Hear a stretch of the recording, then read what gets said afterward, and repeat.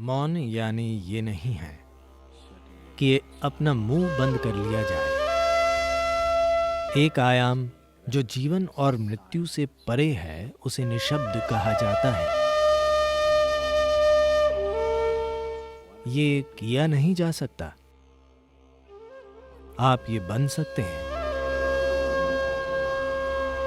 तो आप जितने भी शब्द बोल रहे हैं वही बातें 50% कम शब्दों के साथ कहने की कोशिश करें। अचानक आप हर चीज के प्रति बेहद सचेत हो जाएंगे।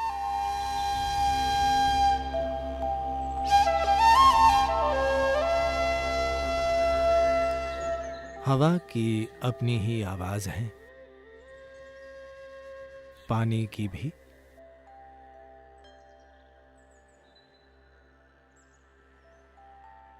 और धरती की भी है, और वाकई आकाश की भी है। सभी ग्रहों और नक्षत्रों की अपनी आवाजें हैं। दर्द की आवाज होती हैं, खुशी की आवाजें, दुख की आवाजें और आनंद की आवाजें होती हैं। हर चीज की एक ध्वनि होती है।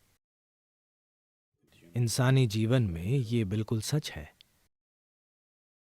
जीवन और मृत्यु दोनों की ध्वनियां होती हैं। यहां तक कि मौन की ध्वनियां होती हैं।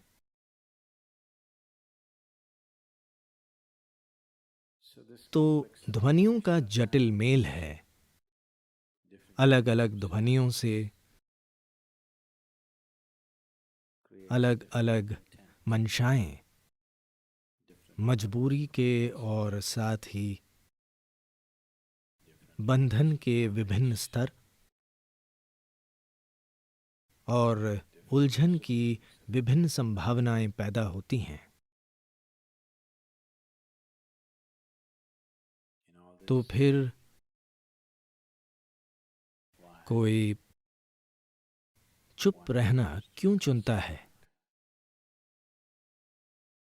मौन जीवन को नकारने का तरीका नहीं है। मौन खुद को कुछ करने से रोकना भी नहीं है। मौन का संबंध मजबूरी से चेतनता की ओर बढ़ने से है। सभी ध्वनियां मजबूरी के अलग अलग रूपों और आयामों का ही एक रूप हैं। जब कोई सचेतन होना चुनता है और मजबूर करने वाली चीजों से दूर होना चाहता है, तो वो स्वाभाविक रूप से चुप रहना चुनता है। Silence does not mean shutting your mouth silence, plugging your ears silence. मौन यानी ये नहीं कि अपना मुंह या अपने कान बंद कर लिए जाएं। आप मौन में गा सकते हैं, आप मौन में नाच सकते हैं, आप मौन में बोल भी सकते हैं, आप मौन में चिल्ला भी सकते हैं। कोशिश न करें।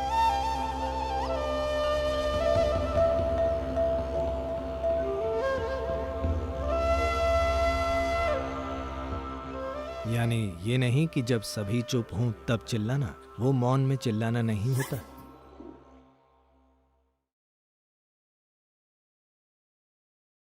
क्योंकि ध्वनि सतह पर है, मौन बुनियाद है। सिर्फ सतह की ध्वनि पैदा करती है। देखिए, पानी सतह से टकराता है और आवाज आ रही है। गहराई में कोई आवाज नहीं होती। जीवन ऐसा ही है। सतह पर ध्वनियों का एक बहुत ही जटिल जाल है। ध्वनियों का चक्रव्यूह है। पर मूल में कोई ध्वनि नहीं है। अंग्रेजी भाषा में नो साउंड के लिए कोई शब्द नहीं है। हम इसे निशब्द कहते हैं। इसका अर्थ है ध्वनि बिल्कुल न होना, ध्वनि का पूर्ण अभाव। ध्वनि न हो तो प्रतिध्वनि भी नहीं होगी, प्रतिध्वनि नहीं होगी तो जीवन नहीं होगा, जीवन के नहीं होने से सृष्टि नहीं होगी, सृष्टि न होने का अर्थ है सृष्टा भी नहीं होगा। तो एक स्थान जो सृष्टि और सृष्टा से परे है, एक आयाम जो जीवन और मृत्यु से परे है, उसे निशब्द कहा जाता है।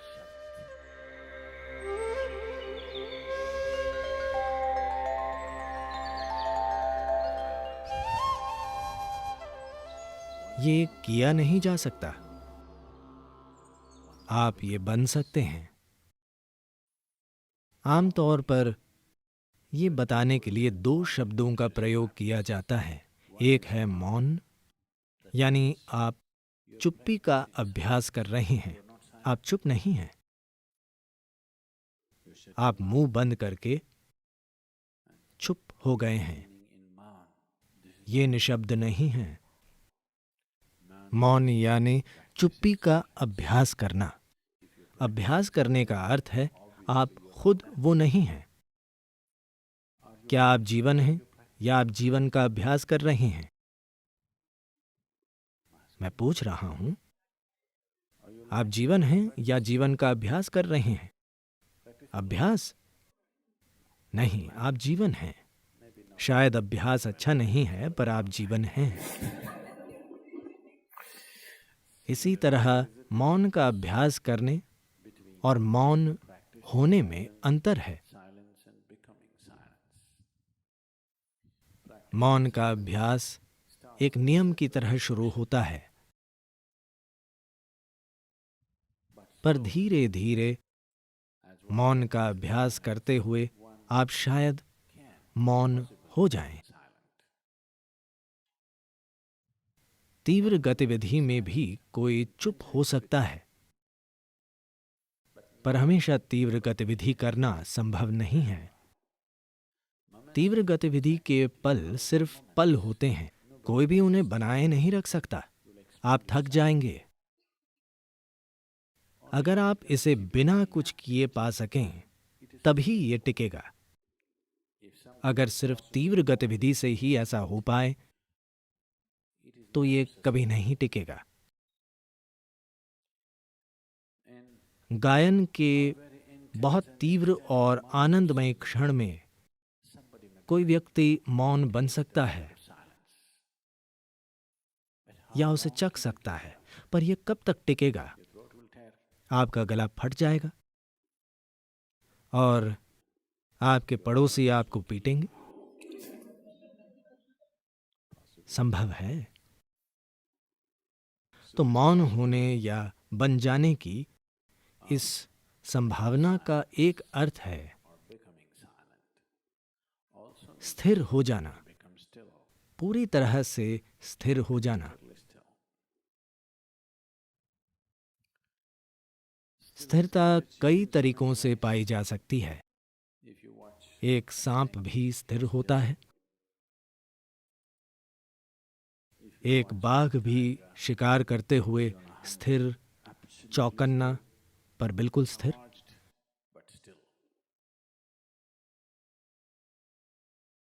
ये स्थिरता के विभिन्न आयाम हैं जिनका काम जीवन चलाना है।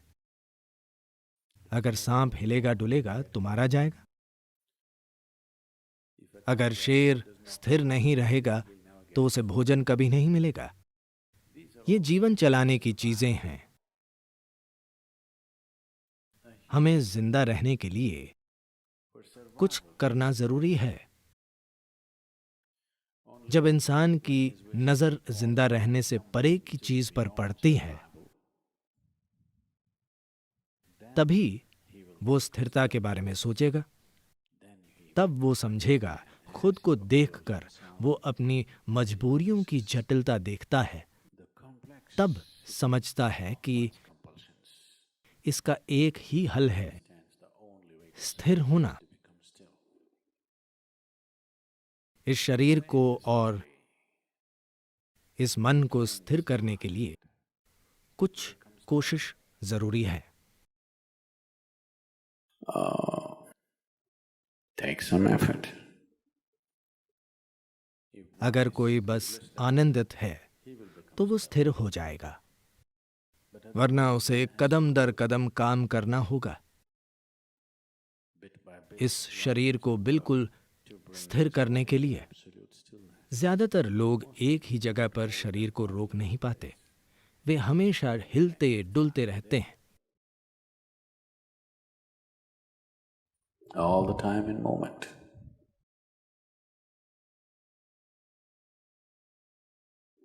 As it is said, a man is ill only because he does not know how to be still.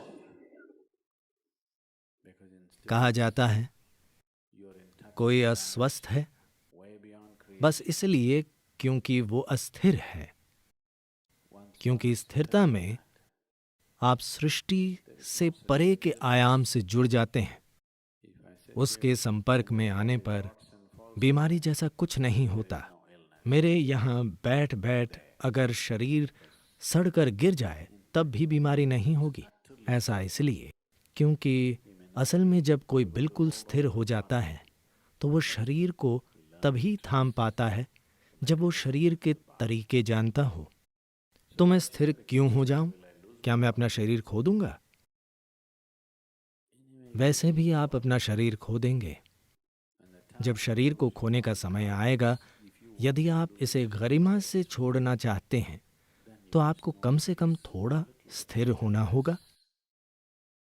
अगर आप अपने शरीर को वैसे ही नीचे रखना चाहते हैं जैसे इस कपड़े को नीचे रखना, उतने आराम से, उसी सुंदरता के साथ, तो आपको खुद में कुछ स्थिरता लानी होगी, वरना आपको और आपके शरीर को अलग करना होगा, जो एक बदसूरत चीज होगी। आपका शरीर से जबरदस्ती अलग किए जाना एक बदसूरत और दर्दनाक काम है। अगर आप इसे नीचे नहीं रख सकते तो आपके जीवन में कोई कृपा नहीं है। तो अगर आपको कृपा पानी है तो आपके जीवन में कम से कम कुछ स्थिरता जरूरी है। ऐसा तभी होगा जब आपके जीवन में कुछ मौन होगा। अगर अभी नहीं हो पा रहा तो कम से कम थोड़ा सा मौन का अभ्यास। 1 घंटे में अगर आप अभी 1573 शब्द बोल रहे हैं, कितने शब्द मां? आप 1 मिनट में कितने शब्द बोलते हैं? 1573। वाकई इतने ज्यादा? मुझे लगा कि यह असंभव है। ठीक है, मुझे आप पर विश्वास है। तो आप जितने भी शब्द बोल रहे हैं, वही बातें 50% कम शब्दों के साथ कहने की कोशिश करें। अचानक आप हर चीज के प्रति बेहद सचेत हो जाएंगे। फिलहाल मौखिक दस्त हो रहा है। 1573 यानी दस्त, ठीक है? अब अगर आपको आधे शब्दों में वही बातें कहनी हो तो बहुत सचेत रहना होगा, वरना आप नहीं कह पाएंगे। बस कोशिश करके देखें। कल एक दिन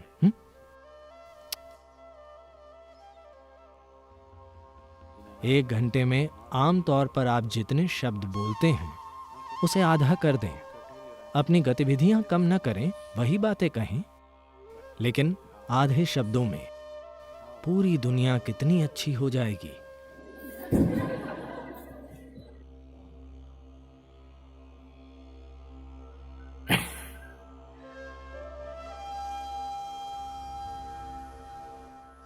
दुनिया अद्भुत हो जाएगी अगर कल हर कोई ऐसा करे तो। कई शादियां भी बच जाएंगी।